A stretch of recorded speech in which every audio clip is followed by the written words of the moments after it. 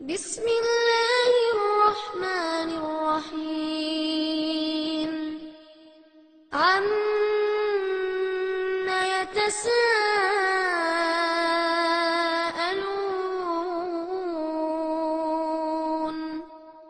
عن النبأ العظيم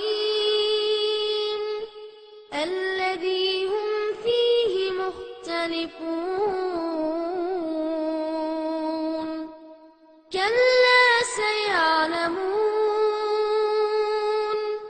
ثم كلا سيعلمون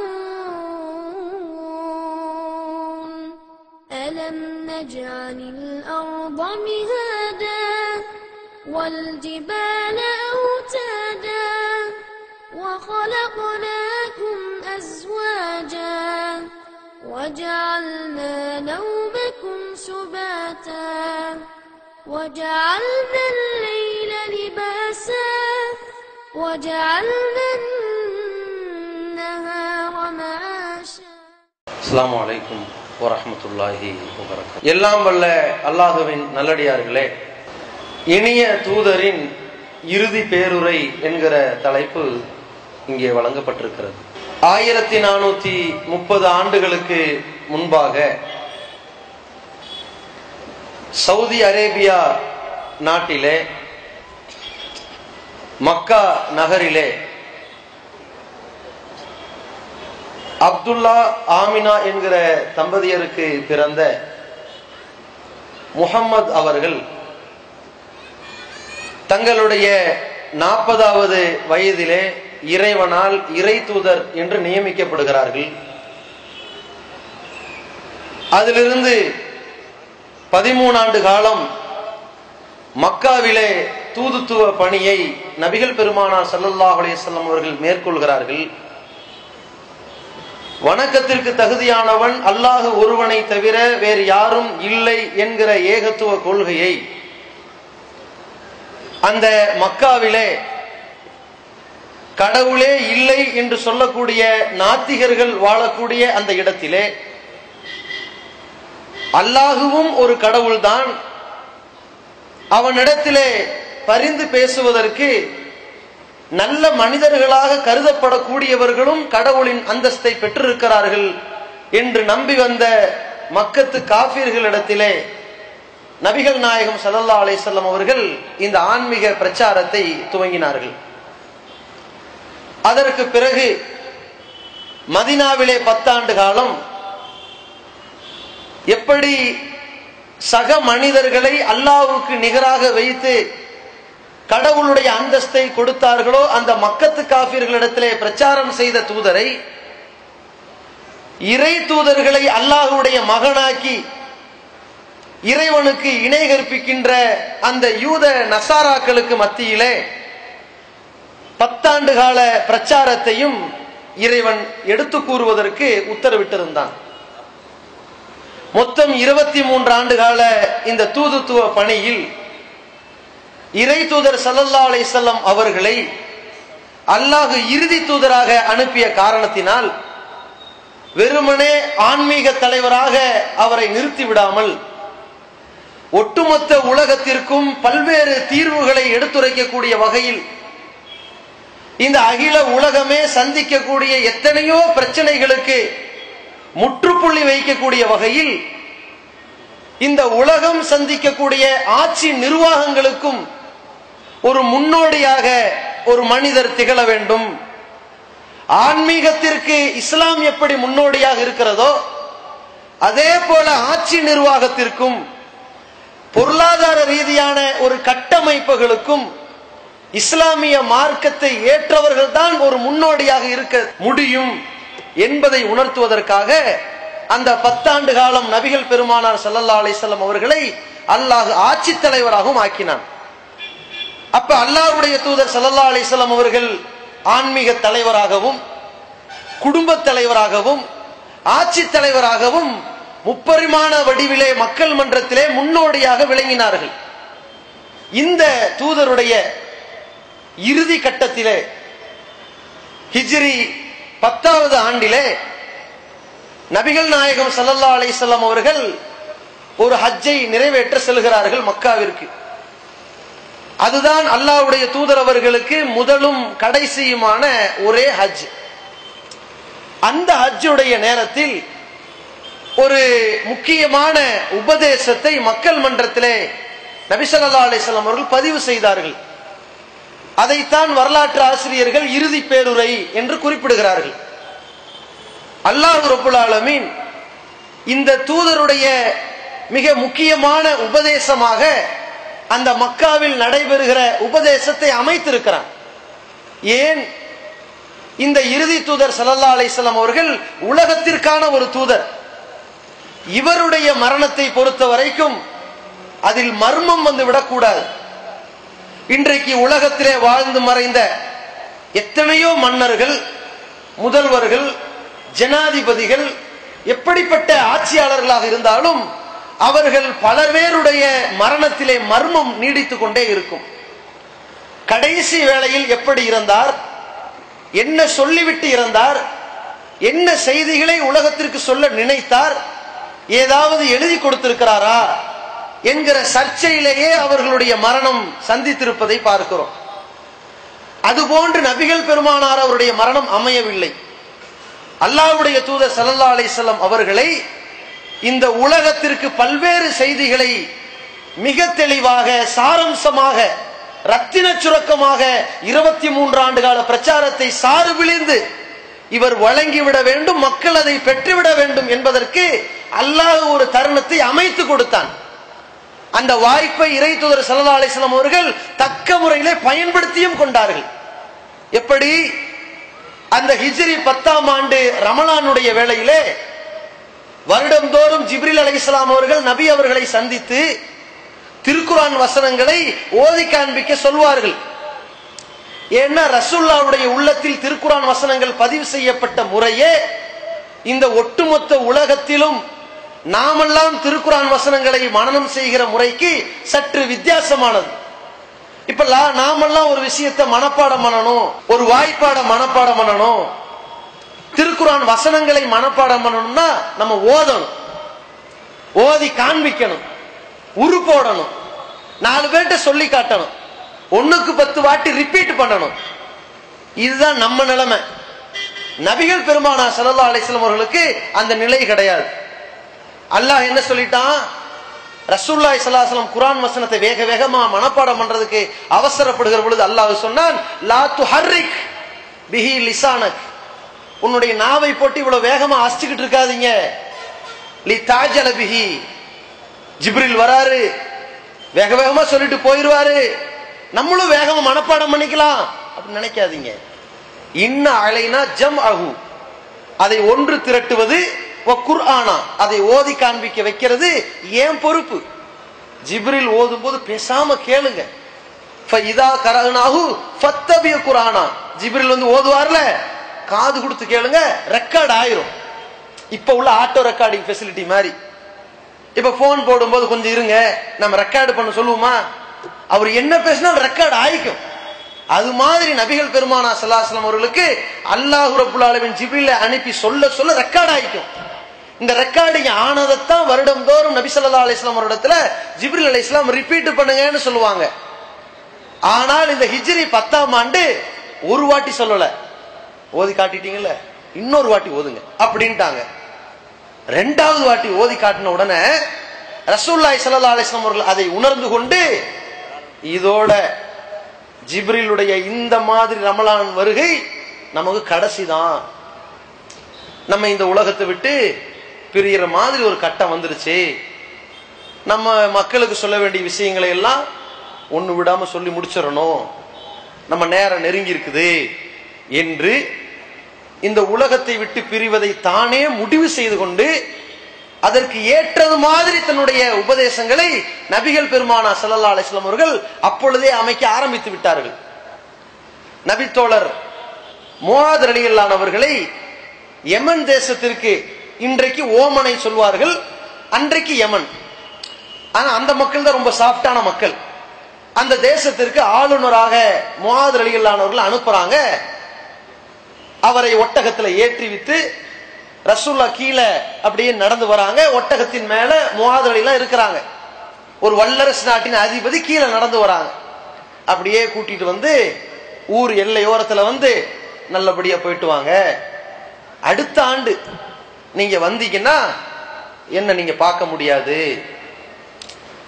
அப்படி என்ன பார்க்கறதா இருந்தா மஸ்ஜித் நபவி இருக்கு, நம்ம கட்டின பள்ளி, அதை பார்த்துக்கலாம், இல்லைன்னா கபர் இருக்குல்ல அதை பார்த்துக்கலாம், நீங்க போயிட்டு வாங்க, இப்படி சொல்லி அனுப்பிட்டாங்க நபி ஸல்லல்லாஹு அலைஹி வஸல்லம். இந்த மாதிரி ரசூலுல்லாஹி ஸல்லல்லாஹு அலைஹி வஸல்லம் நினைத்து கொண்டு நேரா அந்த ஹஜ்ஜத்துல் விதாவுடைய இடம், அதான் இறுதி ஹஜ், விடைபெறுகிற ஹஜ், அந்த இடத்துக்கு போறாங்க.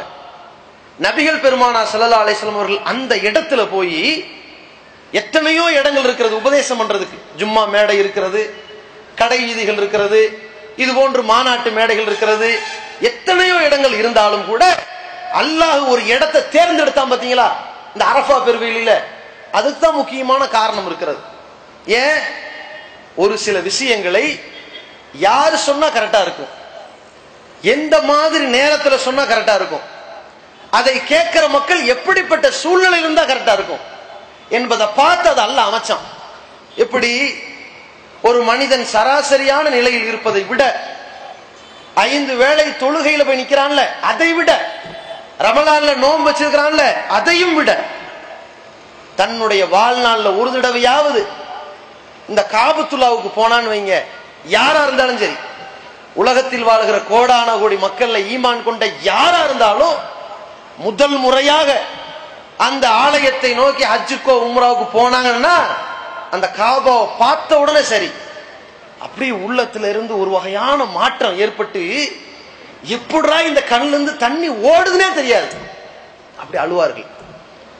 அதான் காண கண் கோடி வேண்டும் காபாவின் பண்ணார்ல, நியாயமா தான் பாடியிருக்காரு, மற்றதெல்லாம் பாவம் பண்ணாலும் இது கரெக்ட்னு சொல்ற மாதிரி இருக்கு. அந்த மாதிரி பார்த்துட்டு அப்படியே ஒரு ஸ்டன் ஆயிரும் எல்லாரும், தவாஃபுக்கு போங்கன்றுவாங்க. அந்த மாதிரி ஒரு கட்டம் இருக்கு பாருங்க.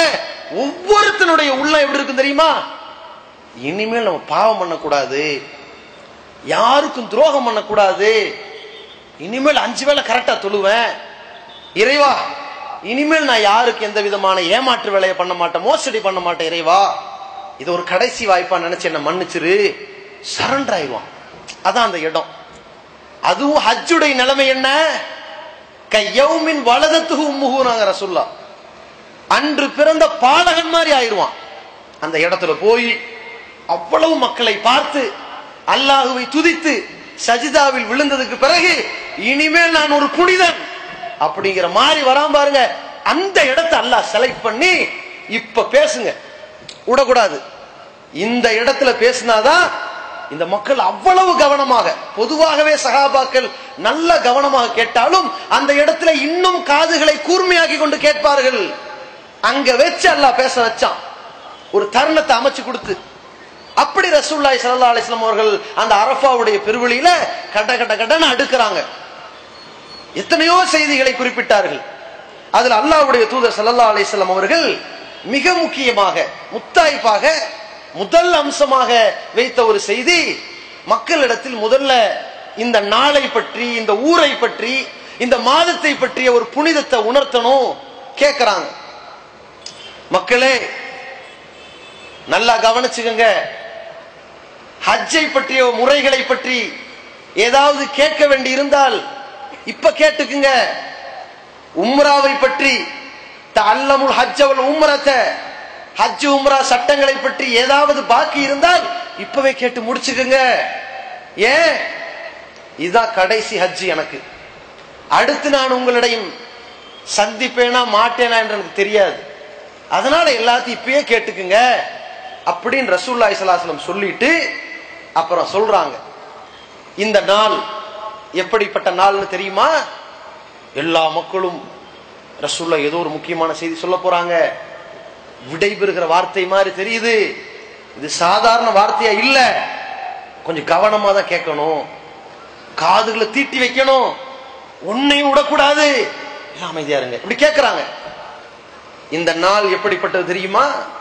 சஹாபாக்கள் சொல்றாங்க, அல்லாஹு வ ரசூல் ஆலம், அல்லாஹ்வுக்கு தெரியும், அல்லாஹ் அறிவிச்சிருந்தா தூதருக்கு தெரியும், நமக்கு அவ்வளவு இந்த நாளை பத்தி தெரியாது.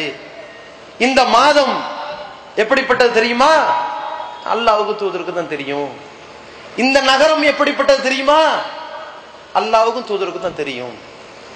ரசூலுல்லாஹி ஸல்லல்லாஹு அலைஹி வஸல்லம் சொல்றாங்க, இன்ன அம்வாலக்கும் வ திமாக்கும் வ ஆராலக்கும் ஹராம் கஹுர்மி யௌமிக்கும் ஹாதா. இந்த நாள் புனிதமான ஒரு நாள், இந்த மாதம் புனிதமான மாதம், இந்த நகரம் புனிதமான நகரம்.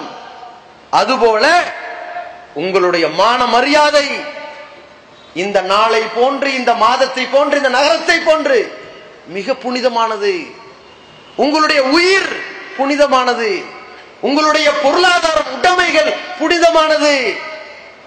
அடுத்தவனுடைய பொருளாதாரத்தை பறிக்கக்கூடிய செயலில் இருந்து கவனமா இருந்துக்குங்க. அடுத்தவனுடைய மான மரியாதை விஷயத்தில் எச்சரிக்கையா இருங்க. அல்லாஹ்வுடைய தூதர் அவர்கள் இந்த மனித உரிமையைத்தான் மிக தெளிவாக விதைத்தார்கள். ஏன்? அவர்கள் வாழும் போது எல்லாம் சரியாயிட்டாங்க.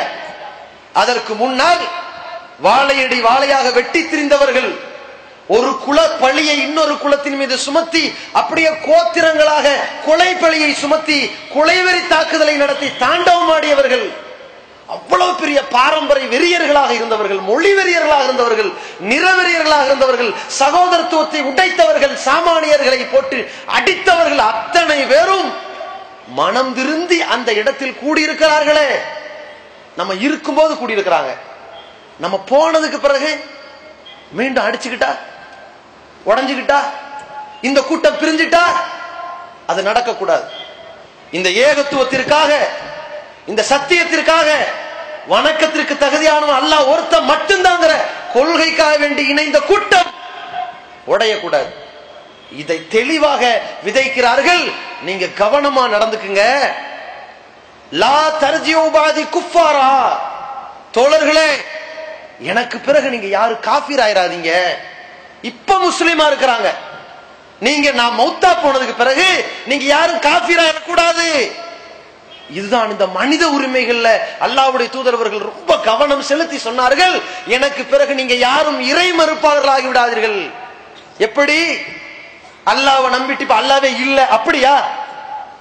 அல்லாஹ்வுக்கு பல கடவுள் இருக்கிறார்கள் அந்த மாதிரியா? அப்படி இல்ல. எவ்ரிபு பாதுக்கும் ரிகாப பாதின், சிலர் சிலருடைய கழுத்தை வெட்டி செத்து காஃபிர் ஆயிராதீங்க, கொலைகாரர்களாக மாறி குஃபார் ஆயிராதீங்க என்று ரசூலுல்லாஹி ஸல்லல்லாஹு அலைஹி வஸல்லம் சொல்லி, ரசூலுல்லாஹ்வுக்கு ஒரு முன்னறிவிப்பு வந்துருச்சு. அப்ப இந்த மாதிரி தான் ஆவாங்க போலன்னு, இந்த மாதிரி தான் ஏதோ பிரச்சனை நடக்க போகுது, ஆட்சிக்காக வேண்டியும், பதவிக்காக வேண்டியும், அந்தஸ்துக்காக வேண்டியும், அதிகாரத்திற்காக வேண்டியும் வெட்டி சாக போகிறார்கள் என்று ஒரு அனுகூலம் தெரிஞ்ச உடனே அந்த கை சேதமே பரிதாபமான ஒரு நிலை இருக்கிறது. தயவு செய்து சொல்கிறேன், நீங்கள் காஃபிர் ஆயிராதீங்க. அப்பொழுதுதான் ஒரு நங்கூரத்தை அமைக்கிறாங்க நபிகள் பெருமானா ஸல்லல்லாஹு அலைஹி வஸல்லம் அவர்கள். எப்படி எப்படி எல்லாம் சகோதரத்துவத்தை பேண முடியுமோ அவ்வளவையும் சொல்கிறார்கள். அண்டை வீட்டுக்காரன் பகச்சுக்காதீங்க, அவர்களுக்கு நல்லுபகாரம் செய்யுங்கள், அவர்களுக்காக விட்டுக் கொடுங்கள், அவர்கள் விஷயத்தில் நலம் நாடுங்கள். தொடர்ச்சியாக பேசுகிறார்கள். சஹாபாக்களை உணர்கிறார்கள். போற போக்க போத்தா உனக்கு இவனுடைய சொத்துல பாவியல் கூடுறாண்டு வாரிசுதாரர் ஆக்கிடுவாங்களோ என்று நினைக்கும் அளவிற்கு நபிகள் பெருமானா ஸல்லல்லாஹு அலைஹி வஸல்லம் அவர்கள் அந்த சகோதரத்துவத்தை, மனித உரிமைகள் விஷயத்துல ரொம்ப தெளிவாக நடந்து கொள்ள வேண்டும் என்பதற்கு முதல்ல ஒன்னொன்னா வராங்க. உன்னுடைய அண்டை வீட்டுக்காரர் இருக்கிறானே, கவனமா நடந்துக்குங்க சொல்றாங்க. அதே மாதிரி எதனால பிரச்சனை வரும்? ஒரு நாடு, ஒரு ஊர், ஒரு மாநிலம், பல நாடுகள் பிரச்சனை எங்கிருந்து வெடிக்கும்? இனவெறினால வரும், மொழிவெறினால வரும், நிறவெறினால வரும். அங்க ஒட்டச்சாங்க. ஒருத்தருடைய உயிர் மதத்தை வைத்தோ, மொழியை வைத்தோ, நிறத்தை வைத்தோ, இனத்தை வைத்தோ வரக்கூடாது. பிரச்சனை ஏற்படக்கூடாது. ஒரு நாட்டின் எல்லையை வைத்து வரக்கூடாது. அல்லாஹ்வுடைய தூதர் சொல்கிறார்கள், இன்ன ரப்பக்கும் அல்லாஹு வாஹித். மக்களே தெரிந்து கொள்ளுங்கள், உங்கள் இறைவன் ஒருத்தன் தான். இன்ன அபாக்கும் வாஹித், உங்க தந்தை ஒருத்தன் தான். ஆதமுடைய பிள்ளைகள் தான் நீங்கள் அத்தனை பேரும். எனவே அரபி மொழி பேச தெரிந்தவனுக்கும் அரபி மொழியே பேச தெரியாதவனுக்கும் இடையில் எந்த ஏற்றத்தாழ்வும் கிடையாது. மொழிவெறி வந்துடக்கூடாது.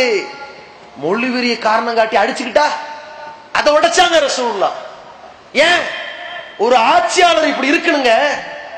இன்னைக்கு ஒரு மாநிலத்தில் சண்டை, 114 ஆண்டுகள் கன்னடத்துக்காரன் தமிழ்நாட்டுக்காரனுக்கு தண்ணி கொடுக்க மாட்டேங்கிறான். ஏன்? அவன் மனுஷன் இல்லையா? தமிழ்நாட்டில் வாழ்றானே அவனுடைய சகோதரர் இல்லையா? இவன் வேற லாங்குவேஜ் பேசுறாங்க, இவன் வேற மொழி பேசுறான். நான் கன்னடன், நான் மனுஷன், நீ தமிழ் பேசுகிறாய், நீ மனித பரம்பரை இல்லைன்னு நினைக்கிறான். இந்த மொழி வெறி 114 ஆண்டுகளாக எத்தனை வழக்குகள், எத்தனை கலவரங்கள் முடிஞ்சுதா? இதுதான் தொடக்கம். ஒவ்வொரு பிரச்சனையிலும் இதுதான் தொடக்கம்ங்கிறான். நபிகள் பெருமானார் அவர்கள் முடித்து வைத்தார்கள். மொழிய காரணம் காட்டி யாரும் சாகக்கூடாது சொன்னார்கள். எந்த அளவிற்கு ஒரு வார்த்தை நிறைவேறி வரக்கூடாது. கருப்ப வெள்ளைய ஏற்றத்தாழ்வு பார்க்காத. ரசூல்லா வாழும்போது கரெக்டா இருந்தாங்க. ரசூலுல்லாஹி ஸல்லல்லாஹு அலைஹி வஸல்லம் குறைஷி குலம், பிலால் ரலியல்லாஹு அன்ஹு அவர்கள் கருப்பினத்தவர். அந்த மாதிரி கருப்பின மக்களை ஏற்றிருந்தார்கள், கண்ணியமாக நடத்தினார்கள், சஹாபாக்கள் நன்கு மதித்தார்கள். பிறகு மாறிடக்கூடாது இல்லையா? அதை உடைத்தார்கள். விவேகானந்தர் சொன்னார், தீண்டாமை ஒரு பாவச் செயல் என்று நாம் எங்கெங்கோ பேசுகிறோம். ஆனால் 1400 ஆண்டுகளுக்கு முன்னால் முகமது வாழ்ந்திருந்தாரே, தீண்டாமை ஒரு பாவச் செயல் என்பதை, அது பெரிய குற்றம் என்பதை, மனிதனிடத்தில் ஏற்றத்தாழ்வு நிற ரீதியாக மொழி ரீதியாக கிடையாது என்பதை பள்ளிவாசலில் புரட்சி ஏற்படுத்திய ஒரு தூதர் இந்த முகமதை போன்று உண்டுமா என்று கேட்டார். இந்த ஒரு அறிவுரையில் இதான் இறுதி பேருரை. நபிகள் பெருமானா ஸல்லல்லாஹு அலைஹி வஸல்லம் அவர்கள் இந்த மனித உரிமை விஷயத்தில் இப்படி கவனித்தார்கள். அதற்கு பிறகு சொல்கிறார்கள், நாளைக்கு பழி உணர்ச்சி வரக்கூடாது. இப்ப இஸ்லாத்துக்கு வந்துட்டாங்க, எப்படி சொல்லக்கூடாது? நான் இஸ்லாத்துக்கு வர முன்னாடி என் குடும்பத்து ஆளு உங்க குடும்பத்து ஆளை கொண்டிருக்கிறான், அதுக்கு தக்க மாதிரி பழி வாங்கி ஆகணும். இஸ்லாத்துக்கு வர முன்னாடி என் குடும்பத்துல ஒரு பழி உளுந்திருக்குது, அதுக்கு பதிலா உங்க ஆளை நாங்க கை வச்சாகணும், கணக்கு தீர்த்துட்டு அப்புறம் இஸ்லாத்துக்கு வந்துக்குவோம் என்று பழி வாங்குதலை பற்றி எவனும் பேசக்கூடாது. ரசூலுல்லாஹ் உடைக்கிறாங்க. இந்த மார்க்கத்தை நுழைஞ்சிட்டு பகைமை உணர்வு, வெறுப்புணர்வு, காழ்ப்புணர்வு, பழி உணர்ச்சி எல்லாம் புதைக்கப்பட்டு விட்டது என்றார்கள். நான் முதலில் புதைத்து காட்டுகிறேன். என் குடும்பத்தில் அப்துல் முத்தலிபுடைய பேரன் ரபியாவை கொலை செய்தார்கள். அந்த ரபியா என்கிற குழந்தை நபிகளாருக்கு ஒரு வகையில் தம்பி. அல்லாஹ்வுடைய தூதரினுடைய தம்பி குழந்தை பருவத்தில் இருக்கிற பொழுது ஒரு கூட்டத்தார், ஹுதைல் கூட்டத்தார் வந்து தாக்குதல் நடத்தி அந்த குழந்தையை கொன்னுட்டு போயிட்டாங்க. அதற்கு பழி வாங்க வேண்டி இருந்தால் இப்ப நான் வாங்கணும், வாங்க மாட்டேன், இப்ப நிப்பாட்டுறேன். வம்சாவளி என்ற பெயரால் பழி உணர்ச்சி உங்களிடம் இருக்குமானால் நிறுத்திக் கொள்ளுங்கள் என்றார்கள். மனித உரிமையில யாரு யாரையும் பாதிச்சிடக்கூடாது என்பதில் ரசூலுல்லாஹ் அவ்வளவு கவனித்தார்கள். பிறகு சொன்னார்கள், தந்தைக்காக பிள்ளை தண்டிக்கப்பட மாட்டான். என்று அல்லாஹ் குறிப்பிடுகிறானே, ஒருவனுடைய சுமையை இன்னொருத்தன் சுமக்க மாட்டான் என்று அதை சொல்லி தருகிறார்கள். ரசூலுல்லாஹ் போனதுக்கு பிறகு, இவங்க அப்பா தாண்டா இந்த தப்பெல்லாம் பண்ணாரு, இவனை பிடிச்சி மிதிங்கடா என்று இவன் உயிர், இவன் தந்தையை காரணமாக வைத்து கொலையாயிடக்கூடாது, இவனுடைய உயிர் இவன் சகோதரனுடைய காரணத்தை வைத்து கொன்றுவிடக் கூடாது, யாரையும் எவனையோ காரணம் காட்டி நீங்கள் அவனை துன்புறுத்தி விடக் கூடாது. டெல்லியில ஒருவன் அடிக்கிறான், அந்த நம்பிக்கையில் ஒருவன் இங்கே இருக்கின்றான், அந்த மதத்தை சேர்ந்தவன் இங்கே இருக்கின்றான். அடே ஓ மதத்துக்காரன் தாண்டா என் மதத்துக்காரன் அடிச்சான், அதனால் உன்னை போட்டு தருவேன் என்று சொன்னார். இந்த பழி உணர்ச்சியை நபிகளார் பொசுக்கி காட்டினார்கள். எப்படிப்பட்ட மனித உரிமை! அந்த அளவிற்கு அல்லாஹ்வுடைய தூதரவர்கள் அத்தனை பழி உணர்ச்சிகளையும் ஒழித்துவிட்டு ஒருவனுடைய தவறுக்கு அடுத்தவனை பழி வாங்கக்கூடிய தன்மையை ஒழித்துவிட்டு வேறு எந்த காரணத்திற்கெல்லாம் மனிதன் அடிச்சு சாவா என்பதை களை எடுக்கிறார்கள். அடுத்து என்ன பிரச்சனை? காசு. ஒருத்தன் செத்தா அவன் புள்ளைய வந்து வெட்டு ஒண்ணு துண்டு ரெண்டு நிற்பான். அந்த ஜனாசாவை அடக்கம் பண்ணுமா இல்லையா சொத்தை எழுதி வைடாம்பான். ஆம்பளை புள்ள பொம்பளை புள்ளைனா பொம்பளை புள்ளைக்கு சொத்தே கிடையாது, ஓடி போம்பான். ஆம்பளை புள்ள சொந்த வீட்டுல உட்கார்ந்துகிட்டு நீ வெளியே போடி விரட்டுவான். நடக்குதா இல்லையா? நபிகள் பெருமானா ஸல்லல்லாஹு அலைஹி வஸல்லம் இந்த மனித உரிமையில கவனம் எடுக்கிறார்கள். அந்த சபையில் எப்படி வாரிசுதாரர்கள் தன்னுடைய வாரிசு உரிமையை சரியான முறையில் நிறைவேற்றிவிட வேண்டும், யாரும் வசியத்து செய்து விடக் கூடாது. ஒரு அப்பன் தன்ட்ட 4 மகன் இருக்கிறான், டேய் மூத்த மகனே உனக்கு தாண்டா எல்லா சொத்து வச்சுக்கடா, இந்த பேச்சு வரக்கூடாது. அவர் இறந்து விட்டால் எத்தனை பிள்ளைகள் இருக்கிறதோ எப்படி எப்படி சொத்துகள் பிரியுமோ அப்படி எப்படி பிரியும். இந்த தகப்பனார் அவர் இஷ்டத்துக்கு மரண சாசனம் சொல்லிட்டு போனாரு, குடும்பம் இங்க 2 துண்டா போகும். காசுக்காக வேண்டி சாகக்கூடாது, பொருளாதாரத்தால் யாருடைய உயிரும் பறிபோக கூடாது. நபிகளார் அவர்கள் அங்கே அதை உடைத்தருகிறார்கள். சஹாபாக்கள் கவனத்தோடு கேட்கிறார்கள். பிறகு அல்லாஹ்வுடைய தூதர் அவர்கள் சொல்கிறார்கள், ஒரு மனிதனுடைய, ஒரு தேசத்தினுடைய, ஒரு ஆட்சியினுடைய அந்த பொருளாதார சூழ்நிலை சுக்குநூறாக சின்னாபின்னமாவதற்கு காரணம் எது? வட்டி. அதானங்க காரணம். இன்னைக்கு எதையோ போலியான காரணங்கள் என்று சொல்லி கள்ளப்பணத்தின் பெயரால், கருப்பு பணத்தின் பெயரால் 500 1000 தடை செய்தவர்கள் அடித்தளமாக எதை வைத்திருக்கிறார்கள்? இன்றைக்கு 14 லட்சம் கோடி ரூபாய், தடை செய்யப்பட்ட 14 லட்சம் கோடி ரூபாயை நீங்கள் அனைவரும் வங்கியில் செலுத்தி விடுங்கள், அனைவருக்கும் வட்டியை கொட்டி தருகிறோம், அனைவருக்கும் வீடு வாங்குவதற்கு கடன் தருகிறோம், 3% வட்டி தான் என்று இந்த நாடு வட்டியை வைத்து ஒரு பெரிய தொழில் மையத்தை இந்த ஆண்டு உருவாக்கி இருக்கிறது. ஆனால் இந்த உலகத்தில் மிகப்பெரிய பண வீக்கத்திற்கு காரணம் பொருளுடைய மதிப்பு கூடி பணத்தினுடைய மதிப்பு குறைகிற அந்த வீக்கத்திற்கு காரணம் வட்டிதான் என்பதை உணர்ந்தார்களா? 1000 ரூபாய்க்கு தேவையான பொருளை நானே வாங்கி நானே விற்றால் 1100 ரூபாய்க்கு விற்பேன். 1000 ரூபாய் ஒருத்தன் வட்டிக்கு கடன் வாங்கினா அவனுக்கு நான் கொடுக்க வேண்டியது 1100 ரூபாய். அதனால் இந்த பொருளின் விலை 1200 சொல்லி விற்பேன். விலைவாசி கூடியது எதனால்? வட்டியினால். அந்த வட்டியை ஒருத்தன் ஒழிச்சு பாருங்க, அடே வட்டி கிடையாது, வட்டி கடை கிடையாது, இந்த நாட்டில் வட்டிங்கிற பேச்சுவார்த்தை கடை கிடையாது சொல்லி பாருங்க, அன்றிலிருந்து பண மதிப்பு பெருகி போகும், மிகப்பெரிய அளவிலே உசந்து விடும். அப்ப அரசாங்கத்துக்கு பொருளாதாரத்துக்கு என்ன நிலைமை? மார்க்கம் சொல்லி இருக்கிற ஜக்காத்தை மட்டும் வரிய வசூல் பண்ணி பாருங்க. ஒரு வரி கட்டுறா, வேற எந்த வரியும் வேணாம். அந்த வரி, இந்த வரி, தண்ணி வரி, நிலத்து வரி, ரோட்டு வரி, வீட்டு வரி வேண்டாம். நீ சம்பாரிச்சதுக்கு வரியை கட்டு, வேற எதுக்குமே வேண்டாம் சொல்லி பாருங்க.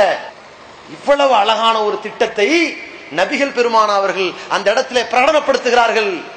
மக்களே, வட்டி வாங்கும் தொழிலை நான் தடை செய்கிறேன், இனிமேல் செய்தால் அவர்களுக்கு எதிரான யுத்த பிரகடனம் நடக்கும். எனவே என்னுடைய குடும்பத்தில் அப்பாஸ் பின் அப்துல் முத்தலிப் அவர்களிடத்தில் நீங்கள் வாங்கிய கடனுக்கு நீங்கள் யாரும் வட்டி தர வேண்டாம், நீங்கள் அசலை மட்டும் கொடுங்கள் போதும். அல்லாஹ்வுடைய தூதர் அவர்கள் அங்கே பதிவு செய்கிறார்கள்.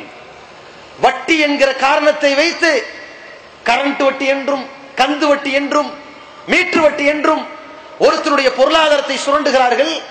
வட்டிக்கு பயந்து தற்கொலை செய்கிறார்கள், வட்டிக்கு பயந்து கூண்டோடு ஏமாற்றி கைலாசம் அடைகிறார்கள். இப்படி வட்டியை அடிப்படையாக வைத்து ஒவ்வொருத்தனும் மோசடியில் ஈடுபடுகிறான். நாடே சின்னாபின்னமாகிறது. இந்த மனித உரிமைகள் வட்டியை காரணமாக வைத்து அழிகிறதா? அதை ஒழித்தார்கள் அல்லாஹ்வுடைய தூதர். அதற்கடுத்து மனிதனுடைய உயிர், உடைமை, மான மரியாதை எங்கே பறிக்கப்படுகிறது? எப்போது பறிக்கப்படுகிறது? எதன் அடிப்படையில் பறிக்கப்படுகிறது? ஆட்சி என்கிற நோயின் அடிப்படையில். பதவி, அந்தஸ்து, கவுன்சிலர், மேயர், எம்எல்ஏ, எம்பி, முதல்வர், பிரதமர், எதுக்கு எப்படி ஜால்ரா தட்டணும், யாரு கால விழுகணும், யாருக்கு எப்படிப்படியெல்லாம் வாய் அசைந்து பேசணும், எவ்வளவு கொட்டணும், யாரை கொலை செய்ய வேண்டும் என்றெல்லாம் கணக்கு பார்த்து கொண்டு எதிர்பார்த்து கொண்டிருக்கிறார்களே இந்த ஆட்சி அதிகாரங்கள், இந்த பொறுப்புகள், இந்த பதவி அந்தஸ்துகள். இத்தனை வகையான நோய் இருக்கிறதே, அதை நபிகளார் அவர்கள் அங்கே கண்டிக்கிறார்கள். இந்த நோய்க்கு இவர்கள் யாரும் அடிபணிஞ்சிடக்கூடாது, அதனால அடிச்சுக்கிட்டு செத்துறக்கூடாது, அதனால ஒட்டுமொத்த இஸ்லாமிய சாம்ராஜ்யம் சுக்குநூறாயிடக்கூடாது, மனிதனுடைய உரிமை பறிக்கப்பட்டக்கூடாது. ஒரு அரசியலை அடிப்படையாக வைத்துக் கொண்டு எல்லாம் நடக்குங்க.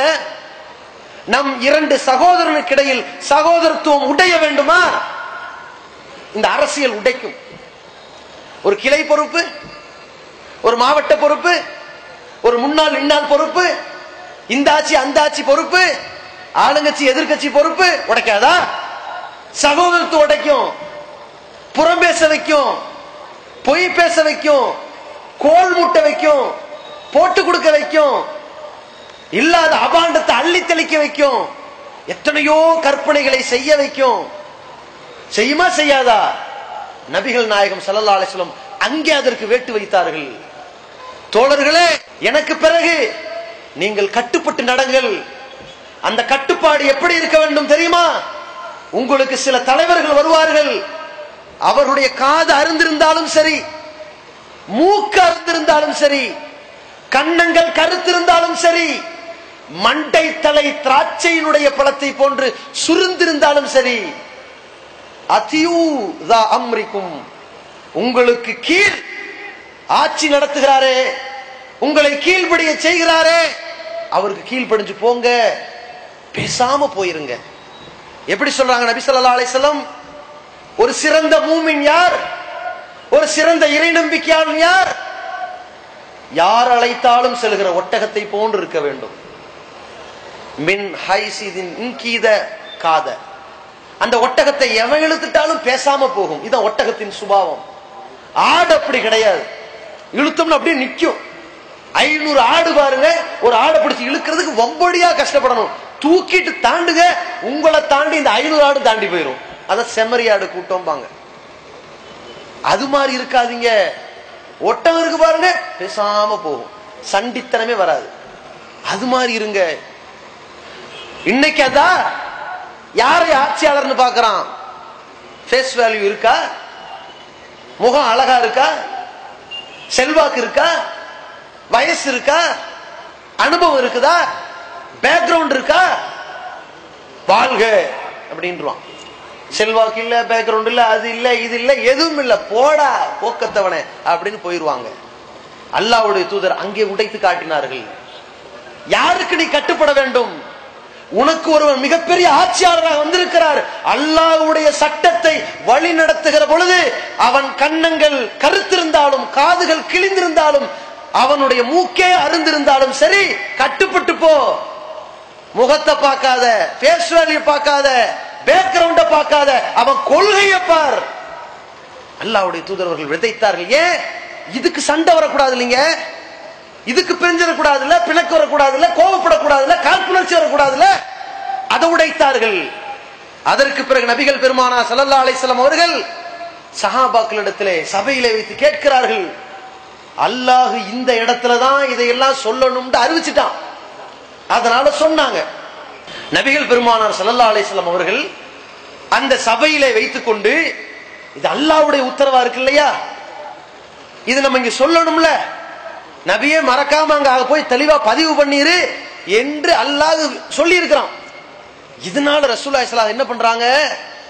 இன்னக்கும் துஸலூன், மக்களே நான் உங்களிடத்தில் வந்து எல்லாத்தையும் சொல்லிட்டேன், நீங்கள் என்னை பற்றி விசாரிக்கப்படுவீர்கள். அல்லாஹ் உங்கள்ட்ட கேட்பான், இந்த தூதர் வாழ்ந்தார்ல, உங்கள்ட்ட நடந்தார்ல, இந்த இடத்துல வச்சு சொல்ல வேண்டியதெல்லாம் சொல்லிட்டாரா கேட்பான். மான்தும் காயலூன், என்ன சொல்ல போறீங்க சொல்லுங்க பாப்போம். ரசூலுல்லாஹ் கேட்கிறாங்க. உடனே அவர்கள் பேசுகிறார்கள், அத்தைத், நீங்கள் ஆற்ற வேண்டிய பணிகளை எல்லாம் ஆற்றிவிட்டீர்கள், வபல்லகத், எடுத்து சொல்ல வேண்டிய விஷயங்களை எல்லாம் சொல்லி முடித்து விட்டீர்கள், ஓ நஸஹ், எப்படிப்பட்ட காரியம், உங்க சமுதாயத்திற்காக நீங்கள் நல்லதை நாடி இருக்கிறீர்கள், அப்படித்தானே ரசூலுல்லாஹ்? அப்படித்தானே? சரி.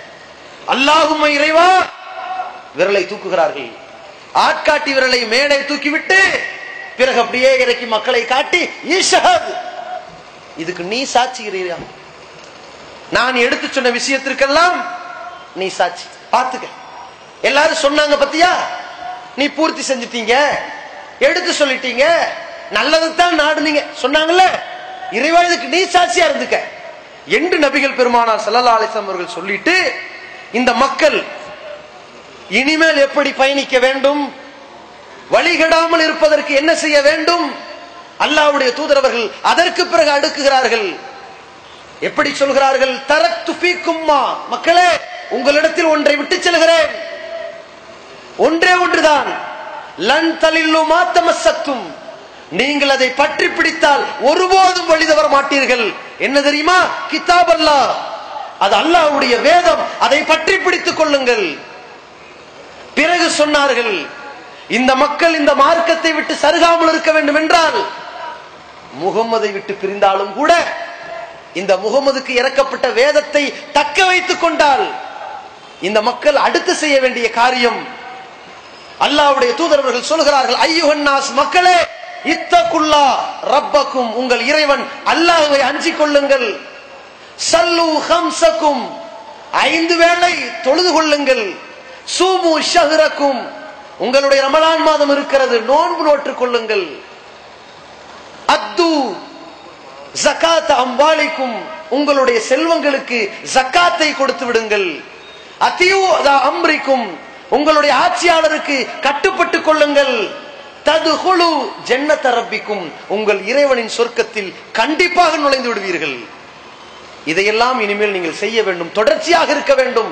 அல்லாஹ்வுடைய தூதரவர்கள் அதற்கடுத்து முக்கியமான ஒரு செய்தியை மிக தெளிவாக பதிவு செய்கிறார்கள். இன்ன ஷைத்தான கத் ஐஸ அய்யூபத ஃபி அர்லிக்கும் ஹாதி, இந்த உலகத்திலே ஷைத்தான் உங்களால் வணங்கப்படுவான் என்பதில் நம்பிக்கை இழந்து விட்டான். ஏகத்துவவாதிகள் வெட்டி போட்டாலும் இணை வைக்க மாட்டார்கள், நம்பிக்கை இழந்துட்டான். வலாக்கின் என்றாலும் செயர்லா, அவன் ஒரு விஷயத்தில் திருப்தியாக இருக்கிறான். எதில் தெரியுமா? ஃபீமா தஹ்கிரூன மின் அமாலிக்கும், சில காரியங்களை சின்னதுதானே, செஞ்சா என்ன செய்யாட்டி என்ன, விட்டா என்ன விடாட்டி என்ன, செய்வோம், தேவைன்னா செய்வோம், முடிஞ்சா செய்வோம் என்று சில காரியங்களை அற்பமாக கருதுகிறீர்களே, அந்த சுன்னத்துகள், அல்லாஹ்வுடைய தூதரவர்களுடைய எத்தனையோ அறிவுரைகள், இது ஒரு சின்ன விஷயம், இதுக்காக வேண்டி இவ்வளவு வலியுறுத்தணுமா என்று நினைக்கிறீர்களே, இதை வைத்துத்தான் உங்களை அடிப்பான். உபரியான தொழுகைகள் தானே, அதை ஜமாத்தோடு ஃபர்லான தொழுகை நிறைவேற்றுவது தானே, தனியாக தொழுதாலும் தொழுகையை நிறைவேற்றிக் கொண்டோமா இல்லையா என்று கிளப்புவான். பிறகு தூண்டுவான், எப்படியோ லேட்டா தொழுதாலும் தொழுது விட்டோமே என்று கிளப்புவான். பிறகு ஒரு வக்து தானே விட்டோம், 4 வக்தை தொழுது விட்டோமே என்று ஆக்குவான். பிறகு ஒரு 4 நாட்கள் தானே தொழுகாமல் இருந்தோம், காலமெல்லாம் தொழுகாமல் இருந்ததற்கு இது எவ்வளவோ தேவலதானே என்று ஆக்குவான். பிறகு தொழுதால் என்ன தொழுகாட்டி என்ன, கடைசியில் அல்லாஹ் மறுமையில எல்லாம் எழுப்பிட்டு எல்லாரும் சொர்க்கத்துக்கு போங்கடா முடிஞ்சு போச்சு என்று சொல்லிவிட்டால், இப்படி சைத்தான் பதிவு செய்து அதோட காலி பண்ணிடுவான். அதான் காத்துக்கிட்டு இருக்கிறான். ஏமாந்துராதீங்க, சின்னஞ்சிறு அமல்களாக இருந்தாலும் ஏமாந்துராதீங்க, விட்டுறாதீங்க. அல்லாஹ்வுடைய தூதர் ஸல்லல்லாஹு அலைஹி வஸல்லம் அவர்கள் சொல்லிவிட்டு எல்லாத்தையும் பதிவு செஞ்சாச்சு. எதையெல்லாம் இந்த மக்கள் செய்யக்கூடாதோ அதையும் சொல்லியாச்சு, பிரகடனப்படுத்துகிறார்கள். அலா, அறிந்து கொள்ளுங்கள், குல்ல ஷைஇம் மின் அம்ரில் ஜாஹிலியத்தி, அறியாமை காலத்துடைய எல்லா பழக்க வழக்கங்களும், மூட பழக்க வழக்கங்கள் அத்தனையும் மௌலூஹுன் தஹ்த கதமைய, என்னுடைய 2 பாதங்களுக்கு இடையே போட்டு புதைக்கப்பட்டு விட்டது. இதோடு பஸ்பமாக்கியாச்சு. புதிய உலகம் பிறந்திருக்கிறது. அதற்கு பிறகு அந்த உலகம் ஒரு பயணத்தை நோக்கி தொடங்க வேண்டி இருக்கிறது. பிறகு சொல்கிறார்கள், தோழர்களே இன்னொன்று இருக்கிறது, எனக்கு முன்னால் வந்த எல்லா இறை தூதர்களும் எச்சரித்தார்கள், ஆனால் அவர்கள் காலத்தில் அது நடக்கவில்லை. நானும் இப்பொழுது ஒன்றை பற்றி எச்சரிக்க போகிறேன், ஆனால் என் காலத்தில் உங்களுக்கு நடக்கும். எனக்கு பிறகு அதை நீங்கள் சந்திக்கும் நிலை வரும். அது என்ன தெரியுமா? தஜ்ஜால் வருவான். எல்லா இறை தூதர்களும் சொன்னார்கள். இப்பொழுது நானும் சொல்கிறேன், அவர்கள் காலத்தில் வரல, ஆனால் என்னுடைய காலத்திற்கு பிறகு வருவான், நீங்கள் சந்திப்பீர்கள். உங்களுக்கு அல்லாஹ்வை பற்றி சொல்லித் தெரிய வேண்டியதில்லை, புரிந்து கொள்ளுங்கள். ஒருவேளை தஜ்ஜால் தன்னை அல்லாஹ் என்று சொல்வான். அப்படி சொல்கிற பொழுது மிக தெளிவாக புரிந்து கொள்ளுங்கள், உங்கள் இறைவன் ஒற்றை கண்ணன் அல்ல. தஜ்ஜால் ஒரு கண் ஊனமானவன், ஒரு கண் அவனுக்கு துரித்துக் கொண்டு கிடக்கும்.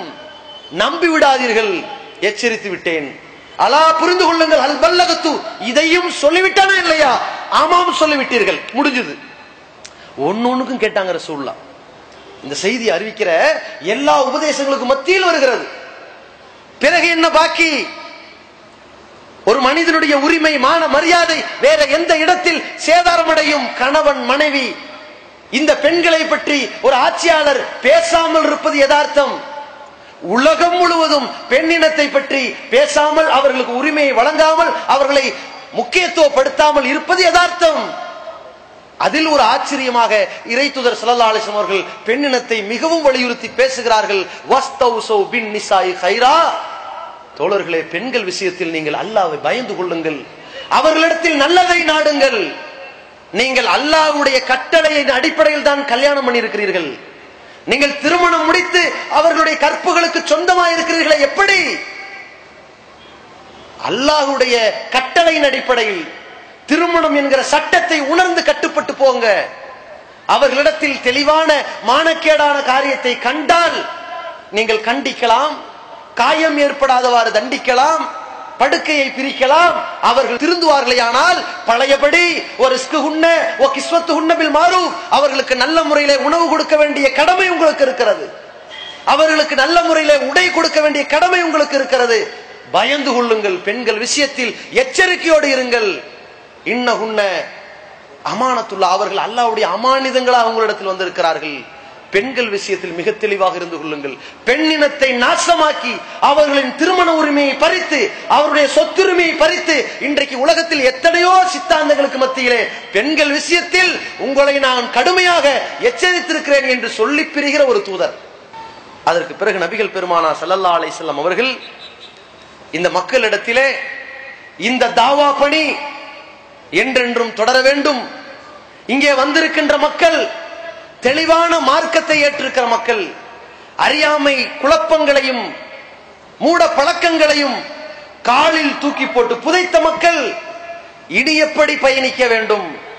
பல்லிகு அன்னி, என்னிடமிருந்து ஒரு செய்தி, வலவு ஆயா, ஒரே ஒரு செய்தியை நீங்கள் கேட்டிருந்தாலும் வலவு ஆயா, அந்த ஒரு செய்தியை நீங்கள் எடுத்து சொல்லிவிடுங்கள். ருப்ப முபல்லிகின் அவ் ஆமின் சாமியின், இங்கே வந்திருக்கக்கூடியவர்களை விட ருப்ப முபல்லக் சில பேர் இருக்கிறார்கள். நீங்கள் எடுத்து சொல்லுகிற பொழுது அதை கேட்கக்கூடிய சில பேர், ஓ நபி இப்படி சொன்னாரோ, நபி அப்படி சொன்னாரோ, நபி இப்படி எல்லாம் பேசியிருக்கிறாரோ என்று கேட்கக்கூடிய மக்கள். இங்கே செவிதாழ்த்தி கேட்டுக்கொண்டிருப்பவர்களை விட கூடுதலாக கவனமாக, கூடுதல் மனநத்தன்மையோடு அதை பதிவு செய்பவர்கள் இருப்பார்கள். விடாதீர்கள், எல்லோருக்கும் எடுத்து சொல்லுங்கள். அல்லாஹ்வுடைய தூதரவர்கள் இது போன்ற முக்கியமான அறிவுரைகளை சொல்லி அந்த இறுதி பேருரையை நிறைவேற்றிவிட்டு, ஹஜ்ஜினுடைய அந்த காலம், பிராணிகளை அறுக்கக்கூடிய நேரம் 10, 11, 12 அந்த நாட்களில் அல்லாஹ்வுடைய தூதரவர்கள் ஒரு செய்தியை பதிவு செய்கிறார்கள். பொதுவாக வரலாறில் இந்த மொத்த உரையைத்தான் பேருரை என்று சொல்வார்கள். ஆனால் இந்த சமுதாயத்திற்கு இறுதி கட்டத்தில் அல்லாஹ்வுடைய தூதரவர்கள் பதிவு செய்த எல்லாமே பேருரைகள் தான். அதில் வரலாற்றில் கைவிடப்பட்ட, மறந்து விடப்பட்ட அந்த தகவல்களையும் நான் பதிவு செய்து கொள்ள விரும்புகிறேன். அல்லாஹ்வுடைய தூதரவர்கள் அந்த 12, 13வது நாட்களிலே குறிப்பிடுகிறார்கள், ஹாதா ஹஜ்ஜுன் அக்பர். மக்களே புரிந்து கொள்ளுங்கள், இது மிகப்பெரிய ஒரு ஹஜ் தான். சஹாபாக்கள் முடிவெடுத்துக் கொண்டார்கள், இதுதான் மிகப்பெரிய ஹஜ். ரசூலுல்லாஹ் சொன்னதை கேட்டீங்களா? இனிமேல் ரசூலுல்லாஹ் வரமாட்டாங்கன்னு அர்த்தம். புரிஞ்சுதா? மௌத்தா போயிடுவாங்கன்னு அர்த்தம். ரொம்ப கவனமா இருக்கணும். என்ன ஆகும்னு தெரியல, நம்ம இனிமேல் கவனமா ஃபாலோ பண்ணணும். அப்புறம் கவனிக்க ஆரம்பிச்சிட்டாங்க சஹாபாக்கள். ரசூலுல்லாஹ் மதீனாவுக்கு வராங்க. வந்தவொன்னு என்ன பண்றாங்க, வேக வேகமா கபரஸ்தானுக்கு போய், உஹது யுத்தத்துல இறந்தாங்க இல்லையா, ஷஹீதானாங்க இல்லையா, ஸ்டார்டிங்ல மதீனாவுடைய ஆரம்ப கட்டத்துல, கிட்டத்தட்ட ஹிஜ்ரி 10னா ஒரு 7 வருஷத்துக்கு முன்னாடி அவர்களுக்கு இப்ப தொழுகை நடத்துறாங்க. அந்த கபரஸ்தான்ல போய் உஹது யுத்தத்தில் ஷஹீதானார்களே ஹம்சா, முஸஅப் பின் உமைர், அந்த சஹாபாக்களுக்கு எல்லாம் ரசூலுல்லாஹ் ஒரு ஜனாசா தொழுகை நடத்திட்டு மெம்பர்ல ஏறுறாங்க. மக்களே தெளிவாக புரிந்து கொள்ளுங்கள், இந்த உலகத்தை விட்டு எனக்கு பிரியக்கூடிய நாட்கள் நெருங்கி கொண்டிருக்கிறது. ரசூலுல்லாஹ்க்கு மனசு தாங்கல. ஏன்? இந்த மக்களுக்கு சொல்ல வேண்டிய இன்னொரு முக்கியமான விஷயத்தை மீண்டும் மீண்டும் பதிவு செஞ்சுட்டா அது கொஞ்ச காலம் தாக்கு பிடிக்குமே என்பதுதான் ரசூலுல்லாஹ்வுடைய அக்கறை. ஏனென்றால் யாரும் நரகத்துக்கு போகக்கூடாது. இதுதான் ரசூலுல்லாஹ்வுடைய மிகப்பெரிய ஒரு எதிர்பார்ப்பு. நம்ம என்ன பார்ப்போம், எவன் எப்படி எக்கேடு கெட்டா பரவாயில்லன்னு விடுறமே, இந்த சனியன்களை ஒரு காலத்திலும் திருத்த முடியாது, செவிடங்காதுல சங்கூத முடியுமா நினைக்கிறமே, இந்த எண்ணம் ரசூலுல்லாஹ்வுக்கு இல்ல. அல்லாஹ்வுடைய தூதருடைய காலகட்டத்தில் திடீர் என்று ஒரு புயல் காற்று வருகிறது, பதட்டமடைகிறாங்க ரசூலுல்லாஹ். முன்னாடி போறாங்க, பின்னாடி வராங்க, வீட்டுல போறாங்க, வெளியே வராங்க. ஆயிஷா எல்லாம் கேட்கறாங்க, அல்லாஹ்வின் தூதரே, வழக்கத்துக்கு மாற்றமா நடக்கிறீங்களே, ஒரு புயல் காற்று அடிச்சதுக்கு ஏன் இப்படி நடக்கிறீங்க, ஏன் பதட்டப்படுறீங்க, ஏன் கவலையா இருக்கிறீங்க? ரசூலுல்லாஹி ஸல்லல்லாஹு அலைஹி வஸல்லம் சொல்றாங்க, இல்லை, இது ஆது கூட்டத்தாருக்கு வந்த ஒரு சூறை காற்றாக, ஒரு சூறாவளியாக மாறி இந்த சமுதாயம் அழிஞ்சிருமோ, அதான் பயமா இருக்கிறது. ஆயிஷா ரலியல்லாஹு அன்ஹா கேக்குறாங்க, இது ஒரு குளிர் காற்று தானே, மழை வரும் என்று எதிர்பார்க்கலாமே கேட்டார்கள். ரசூலுல்லாஹி ஸல்லல்லாஹு அலைஹி வஸல்லம் சொன்னாங்க, ஆது கூட்டமும் இப்படித்தான் எதிர்பார்த்தது. 7 நாட்கள் சஹரஹா அலைஹிம் சபா லயாலி வ ஸமானியத் அய்யாம், 7 இரவு 8 பகலாக தொடர் காற்று வந்ததே சூறாவளி. அந்த புயல் காற்று வருவதற்கு முன்னால் ஒரு குளிர்ந்த தென்றல் போன்ற காற்றை பார்த்து ஆதா மும்திரினடே மழை வர போகுதுரா நினைத்தார்கள். பிறகு அழிந்தார்கள். என் சமுதாயம் அழிந்துருமோ இப்படி நான் பயப்படுறேன் ரசூலுல்லாஹ் சொன்னாங்க. யோசித்து பாருங்கள், அந்த தருணத்தில் அந்த சமுதாயம் அழிக்கப்பட்டால் முகமது காப்பாற்றப்படுவார், முகமது ஸல்லல்லாஹு அலைஹி வஸல்லம் தோழர்கள் காப்பாற்றப்படுவார்கள், நம்பிக்கை கொண்ட எல்லோரும் காப்பாற்றப்படுவார்கள். அந்த தருணத்தில் இருந்த பாவிகள் தான் அழிவார்கள். ஆனால் யாருக்காக கவலைப்பட்டார்கள்? சாவதற்கு முன்னால் இந்த களிமா சொல்லிட்டு போக கூடாதா? இதான் ரசூலுல்லாஹ்வுடைய எதிர்பார்ப்பு. எனவே இந்த ஏகத்துவ கொள்கை ஏற்று வந்தவன் காசுக்காக, பணத்திற்காக, பதவிக்காக, அந்தஸ்துக்காக, உலக ஆடம்பரத்திற்காக அடிச்சுக்கிட்டு இஸ்லாத்தை விட்டு வெளியே போயிடுவானே என்று கவலைப்பட்டார்கள். மக்களே, இனிமேல் நான் உங்களை சந்திக்க இயலாது, அடுத்து நான் சந்திக்க போவது உங்களை கௌசர் தடாகத்தில் தான். இப்பொழுது கண்கூடாக அந்த கௌசர் தடாகத்தை நான் பார்த்து கொண்டிருக்கிறேன். தோழர்களே, மீண்டும் சொல்கிறேன், நீங்கள் வறுமையில் கஷ்டப்படுவீர்கள் என்று நான் பயப்படவில்லை. மல் ஃபக்ர அக்ஷா அலைக்கும், நீங்கள் வறுமையில் தாண்டவமாடி பொருளாதாரம் கிடைக்காமல், உணவு கிடைக்காமல் சிரமப்படுவீர்கள் என்று கவலைப்படவில்லை. நான் உங்களை பார்த்து பயப்படுவதெல்லாம் நீங்கள் பணக்காரர்களாகி செல்வாக்கு செல்வம் கிடைத்து அதனால் இந்த பொறுப்புகளுக்கும் பதவிகளுக்கும் அடித்து நாசமாய் போய்விடுவீர்களோ என்று நான் பயப்படுகிறேன். நீங்கள் சரியாக நடந்து கொள்ளுங்கள். மீண்டும் பதிவு செய்தார்கள். பிறகு நபிகள் பெருமானார் ஸல்லல்லாஹு அலைஹி வஸல்லம் அவர்கள் வீட்டுக்கு செல்கிறார்கள். அல்லாஹ்வுடைய தூதர் அவர்கள் ஹஜ்ஜை முடித்து விட்டு வருகிறார்கள். பிறகு முஹர்ரத்தினுடைய மாதத்தில் கடுமையான நோய்வாய்ப்படுகிறார்கள். முஹர்ரம், சஃபர், ரபியுல் அவ்வல், அந்த நெருக்கத்தில் மிக தெளிவான முறையில் அல்லாஹ்வுடைய தூதர் அவர்கள் நோய்வாய்ப்பட்டிருக்கிறாங்க, படுத்த படுக்கை ஆயிட்டாங்க, முடியல, இனி பேச முடியல. அது மாதிரியான ஒரு கட்டத்தை அணுகிற பொழுது நபிகள் நாயகம் ஸல்லல்லாஹு அலைஹி வஸல்லம் அவர்கள், ஒரு மனிதன் யாருக்கும் மோசடி செய்யக்கூடாது, ஒரு மூமினுடைய உடைமை புனிதமானது என்றெல்லாம் சொல்லிய தூதர், நாமும் யாருடைய பொருளாதாரத்திற்கும் பங்கம் விளைவித்து விடக் கூடாது என்பதில் மிக தெளிவான ஒரு அக்கறை செலுத்திய தூதர் அதை செயல் வடிவத்திலே காட்டுகிறார்கள். வீட்டிலே ஒரு சிவப்பு துணி இருக்கிறது, சிவப்பு துண்டு எடுத்து தலையில இறுக்கமாக கட்டிவிட்டு ஃபதுல் பின் அப்பாஸ் ரலியல்லாஹு அன்ஹு அவர்களோடு சாய்ந்தவர்களாக பள்ளிக்கு போகிறார்கள். ரசூலுல்லாஹ்வுக்கு முடியல, சாய்ந்த நிலையில வராங்க, கொஞ்சம் தள்ளாடுறாங்க.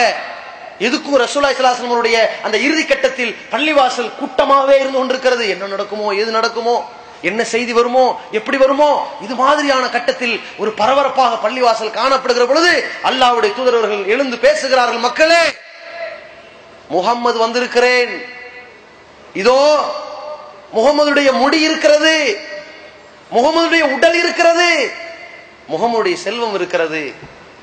உங்களில் யாருக்காவது நான் கொடுக்கல் வாங்கல் ஏற்பட்டிருந்தால், ஏதாவது வாங்கி இருந்தால் இப்ப கேட்டுருங்க, இப்ப கணக்கு தீர்த்து கொள்ளுங்கள்.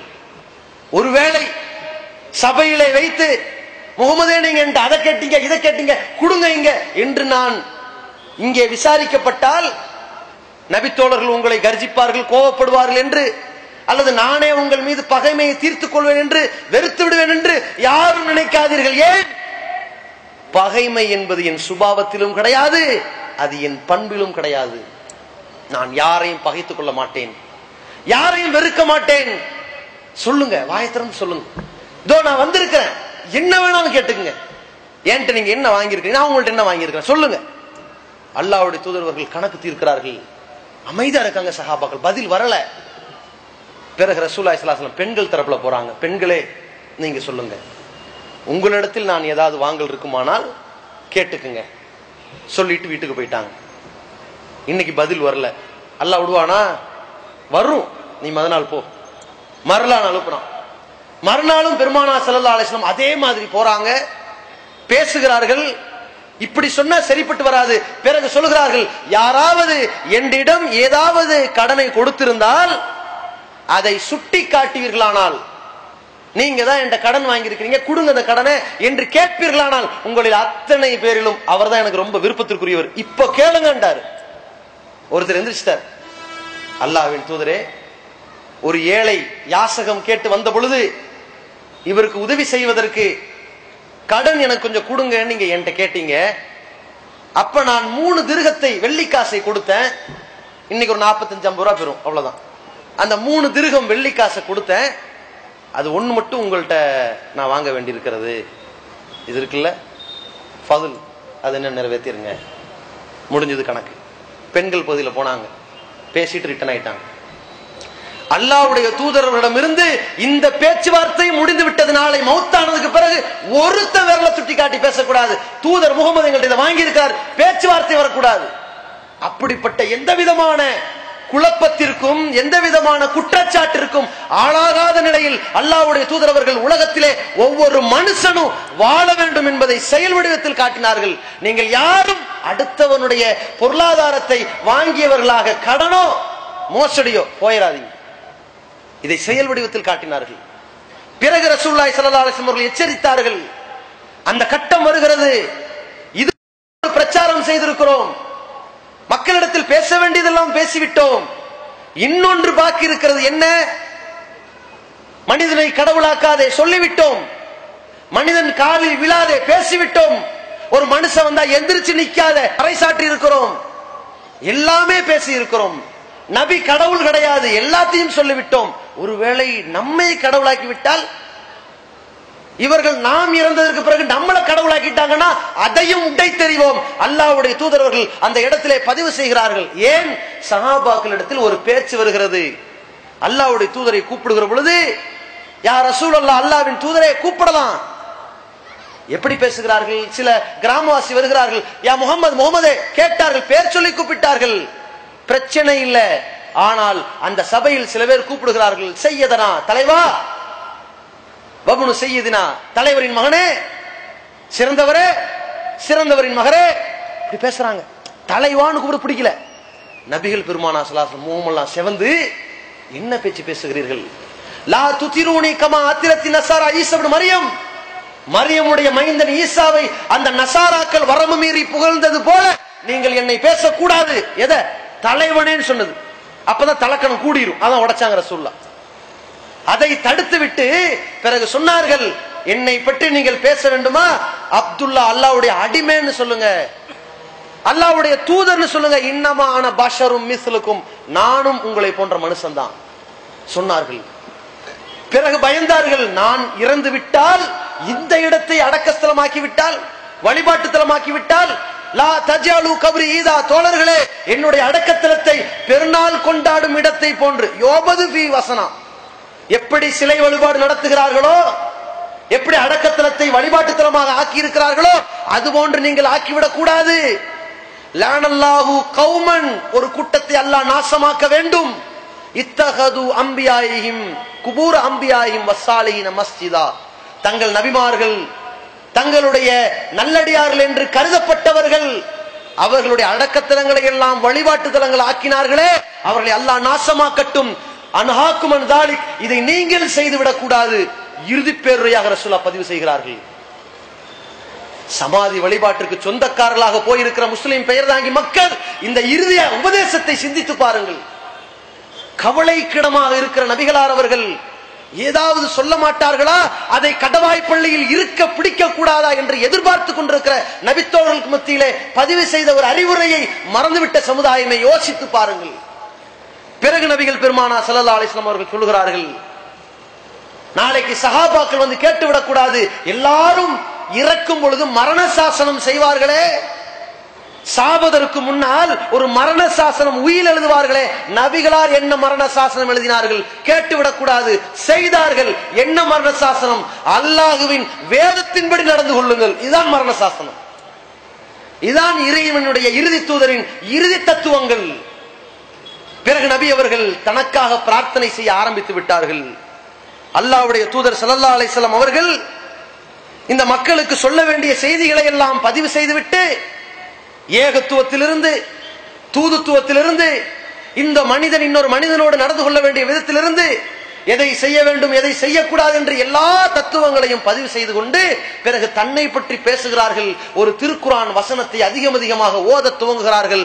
வமையுத்தில்லாஹ வர் ரசூல், யார் அல்லாஹ்வுக்கும் அவன் தூதருக்கும் கட்டுப்பட்டு நடக்கிறானோ, ஃபஉலாயிக மஅல்லதீன அன்அமல்லாஹு அலைஹிம் மினன் நபியீன், அவர்கள் அல்லாஹ்வால் அருள் புரியப்பட்ட அருள் பெறப்பட்ட நபிமார்களோடு இருக்க போகிறார்கள் சுவனத்தில். வஸ்ஸித்தீகீன், உண்மையாளர்களோடு இருக்க போகிறார்கள். வஷ்ஷுஹதா, உயிர் தியாகிகளோடு இருக்க போகிறார்கள். வஸ்ஸாலிஹீன், நல்லடியார்களோடு இருக்க போகிறார்கள். ஹஸுன உலாயிக ரஃபீகா, தோழமையில் இதுதான் அழகான ஒரு தோழமை. ரசூலுல்லாஹ் இந்த வசனத்தை ஓதியது எதற்கு தெரியுமா? அப்படி ஒரு தோழமையோடு நானும் சேரக்கூடாதா என்று எதிர்பார்த்து. அல்லாஹ்வுக்கும் தூதருக்கும் கீழ்ப்படிந்து வாழ்கிற மக்கள் யாரோடு இருக்க போகிறார்கள்? இப்பொழுது ஒரு கூட்டம் இருக்கிறது. இந்த கொள்கையை சொல்லுகின்ற நிர்வாகிகள், பேச்சாளர்கள், உறுப்பினர்கள், தொண்டர்கள், ஆதரவாளர்கள் என்று எத்தனையோ பலதரப்பட்ட மக்கள் இருப்பார்கள். இந்த சபையில் வருகிற பொழுது பாவங்கள் பகிரங்கமாக தெரிவதில்லை, ஒரு மகிழ்ச்சி. ஏதோ ஏகத்துவ பிரச்சாரத்தை சொல்லுகிற பொழுது ஒரு தைரியம், ஒரு புரட்சி. அப்படித்தானே? இதற்கே இப்படி என்றால் நாளை மறுமையில் ஒருவன் எழுந்து நிற்கிறான், தன்னை சுற்றிலும் பார்க்கிறான், எப்படி இருக்கும்? ஃபிரௌன் இருக்கிறான், ஹாமான் இருக்கிறான், காரூன் இருக்கிறான், அபூஜஹல் இருக்கிறான், உத்பா ஷைபா இருக்கிறான், இன்ன பிற விஷமிகள் எல்லாம் இருக்கிறார்கள். எவ்வளவு பெரிய அதிர்ச்சியாக இருக்கும். அந்த இடத்திலே ஒருவன் போய் நிற்கிறான். அபூபக்கர் சித்திக் இருக்கிறார், அன்னலம் பெருமானார் இருக்கிறார், ஈசா இருக்கிறார், மூசா இருக்கிறார், அய்யூப் அலைஹிஸ்ஸலாம் இருக்கிறார், நெருப்பு குண்டத்தில் தூக்கி எறியப்பட்டும் உருக்குலையாத இப்ராஹிம் இருக்கிறார். நாம் யாரோடு சேர்ந்திருக்கிறோம்?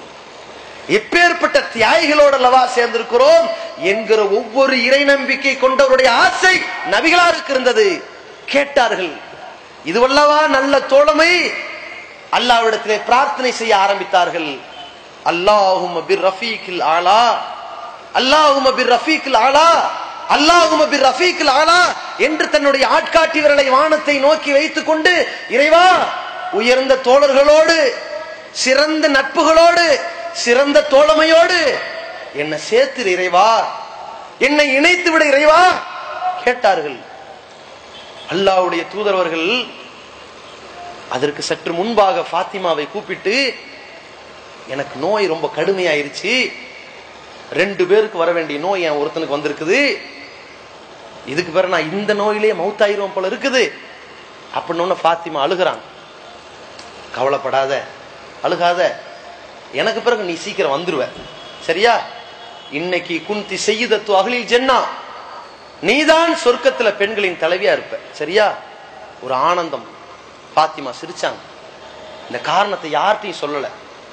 பிறகு ரசூலுல்லாஹ் மௌத்தானதுக்கு பிறகுதான் இந்த காரணத்தை உலகத்துக்கு எடுத்துரைத்தார்கள். அது மாதிரியான ஒரு கட்டத்துல நபிகள் பெருமானார் ஸல்லல்லாஹு அலைஹி வஸல்லம் அவர்கள் இறைவனிடத்திலே கைகளை உயர்த்தியவாறு, இறைவா, உயர்ந்த தோழமையோடு என்னை சேர்த்து விடு என்று கேட்டு அப்படியே இந்த உலகை விட்டு பிரிந்தார்கள். தன்னுடைய கைகளும் அப்படியே சரிந்தது. இந்த இறுதி தூதர், இந்த இறை தூதர், இந்த உலகத்தில் தன்னுடைய வாழ்க்கையை நடத்தி காட்டிய 23 ஆண்டு கால வாழ்க்கையினுடைய தொகுப்பு. யோசித்து பாருங்கள், எவ்வளவு அழகான ஒரு வழிகாட்டுதல், எவ்வளவு ஒரு வழிமுறைகள். இன்ன அஸ்தகல் ஹதீஸ் கிதாபுல்லாஹி, செய்திகளில் மிக மிக மிக உண்மையானது. பொய் வராது, புரட்டு வராது, முரண்பாடு வராது, குளறுபடி வராது, ஆபாசம் வராது, அருவருக்கத்தக்க நடைகள் வராது, அதில் உளறல்களோ அபத்தங்களோ இருக்காது. அப்படிப்பட்ட வேத வரிகள் அல்லாஹ்வுடைய வேதம். வஹ்ஸனல் ஹதி, வழிகாட்டுதல் மிக அழகான ஒரு வழிகாட்டுதல். ஹதியு முஹம்மத், இந்த முஹம்மதுடைய வழிகாட்டுதல் என்று சொன்னார்களே, அந்த வழிகாட்டுதல் இந்த உலகத்திற்கு எவ்வளவு பெரிய பாக்கியமாக அமைக்கப்பட்டிருக்கிறது. இப்படிப்பட்ட உன்னதமான அந்த 23 ஆண்டு கால வாழ்க்கையினுடைய அறிவுரை தொகுப்புகள் நபிகளாருடைய இறுதி கட்டத்தை பார்த்து மைக்கேல் ஹார்ட் பதிவு செய்தார். இந்த உலகத்தில் ஆட்சி செய்தவர்கள், அறிவுரை வழங்கியவர்கள், வள்ளல்கள், அறிஞர்கள், விஞ்ஞானிகள், எத்தனையோ ஆட்சியாளர்களுக்கு மத்தியிலே இந்த முஹம்மது 100 பேரில், உலகத்தையே புரட்டி போட்ட 100 பேரில் முதலிடம் பிடித்திருக்கிறார் என்றால், அவருக்கு நான் முதலிடம் கொடுத்திருக்கிறேன் என்றால் காரணம் என்ன தெரியுமா? இந்த முஹம்மது அவர்கள் இந்த உலகத்தை விட்டு பிரிகிற பொழுது எத்தனையோ மன்னர்கள் இந்த உலகத்தை விட்டு பிரிந்தார்கள். அவர்களுக்கு கோட்டைகள் இருந்தது, கல்வெட்டுகள் இருந்தது, பெரிய மாளிகைகள் இருந்தது, அரண்மனைகள் இருந்தது. ஆனால் இந்த முஹம்மது அவர்கள் இந்த உலகத்தை விட்டு பிரிந்தார். அவர் பெயரால் கோட்டைகளோ கொத்தங்களோ மாளிகைகளோ அரண்மனைகளோ இல்லை. ஆனால் இந்த உலகத்தில் கோடான கோடி மக்களுடைய உள்ளத்திலே கோட்டை கட்டி விட்டார் என்றார். அந்த முஹம்மது ஸல்லல்லாஹு அலைஹி வஸல்லம் அவருடைய வழிமுறையை மிக தெளிவாக படித்துணர்ந்திருக்கிற, மிக தெளிவாக சிந்தித்திருக்கின்ற ஜார்ஜ் பெர்னார்ட் ஷா சொல்கின்றார், இந்த உலகம் 20ஆம் நூற்றாண்டை சந்திக்கிற பொழுது அங்கே முஹம்மது இல்லையே என்று ஒரு கவலை இருக்கிறது. ஏன்? 20ஆம் நூற்றாண்டில் முஹம்மது இருந்திருப்பாரே ஆனால் இந்த உலகமே சந்திக்கிற எல்லா பிரச்சனையையும் தீர்த்து கட்டி இருப்பார் என்றால், அப்படிப்பட்ட தூதரிடத்தில் இருக்கிற எல்லா வகையான முன்னோடிகளையும் விட்டுவிட்டு இன்றைக்கு சமாதி வழிபாடு என்று போய்கொண்டிருக்கிற கூட்டமே, தனி மனித வழிபாடை ஊக்குவிக்கின்ற தரீக்கா என்ற வழிகேட்டின் பக்கம் போயிருக்கிற கூட்டமே, உளறல்களை அடிப்படையாக கொண்டு அபத்தங்களின் கேந்திரங்களாக, ஆபாச கருத்துக்களின் சித்திரங்களாக, ஒரு வடிவமைப்பாக பொய்களையும் புரட்டுகளையும் இந்த உலகத்திற்கு தேவையற்ற கற்பனை கதைகளையும் தொகுப்பாக வைத்திருக்கின்ற மதுகபு குப்பைகளை மார்க்கம் என்று நினைத்துக் கொண்டிருக்கிற மக்களே, அல்லாஹ் கேட்கிறான், ஐன ததுஹபூன், எங்கே செல்கிறீர்கள்? நீங்கள் எங்கே போய் கொண்டிருக்கிறீர்கள்? இன்னஹுவ இல்லா திக்ருன் லில் ஆலமீன், இதோ இருக்கிறது, அகில உலகத்திற்கும் அழகான படிப்பினை இருக்கிறது, வாருங்கள் என்று இறைவன் கூப்பிடுகிறானே. அப்படிப்பட்ட உன்னதமான படிப்பினையான திருமறை குர்ஆன் வேத வரிகளையும் பின்பற்றுவதற்கு தகுதியான ஒரு தூதர், குல் இன் குன்தும் துஹிப்பூனல்லாஹ ஃபத்தபியூனி, நீங்கள் அல்லாஹ்வை நேசிக்க கூடியவர்களாக இருந்தால், அல்லாஹ்வுக்காக தியாகம் செய்யக்கூடியவர்களாக இருந்தால், அல்லாஹ்வுக்காகவே வாழக்கூடியவர்களாக இருந்தால் முஹம்மதாகிய என்னை பின்பற்றுங்கள். யுஹ்பிபுக்குமுல்லாஹ், அல்லாஹ் உங்களை நேசிப்பான். வயக்ஃபிர் லக்கும் துனூபக்கும், உங்கள் பாவங்களை மன்னிப்பான் என்று அல்லாஹ் சொல்கிறானே.